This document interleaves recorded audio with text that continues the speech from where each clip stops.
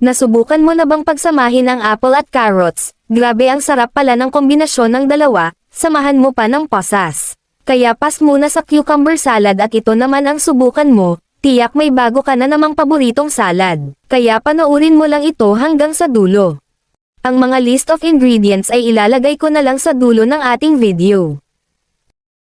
Una, shred natin ang carrots, at para ma-achieve natin ang manipis na pagkakashred sa carrots, ay gagamit ako ng peeler, dahil alam naman natin na ang carrots ay matigas, kaya shred natin ito para makuha natin ang ganitong kanipis at para ma-enjoy natin itong kainin. Kasunod naman natin hiwain ang apple, hiwain lang ito ng maliit, make sure na malinis at nahugasan ito ng mabuti.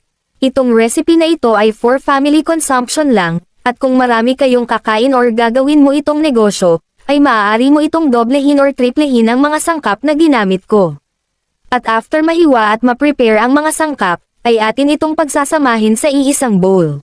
Pagsamahin ang mga apple at carrots, at kasunod naman ilagay ang raisins o pasas. At lalagyan natin ito ng mayonnaise, mga 20 ml ay goods na for the 1:1 ratio, magdagdag na lang kung ito ay kulang. Syempre lalagyan rin natin ito ng kalamansi kung walang lemon, at kung wala ka sa dalawang ito ay pwede rito ang suka. Isang piraso lang na kalamansi ang nagamit ko since kakaunti lang rin ang ginawa ko na recipe.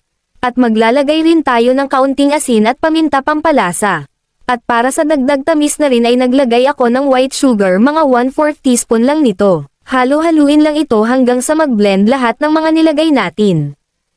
Pwede ko bang malaman kung taga saan ang mga nanonood sa akin? E-comment mo ang iyong lugar. Maraming salamat sa suporta. At after mahalo ay ilagay muna ito sa ref at hayaang lumamig bago kainin, mas masarap kasi na malamig ito, at kung hindi ka na makatiis ay pwede naman na itong kainin kaagad. Tiyak magugustuhan mo ito kasi matamis siya dahil na rin sa raisins na nilagay natin, at madali lang din kainin yung carrots dahil sa pagkakashred natin ng manipis. At less time lang din sa paggawa nito since hindi naman ito lulutuin.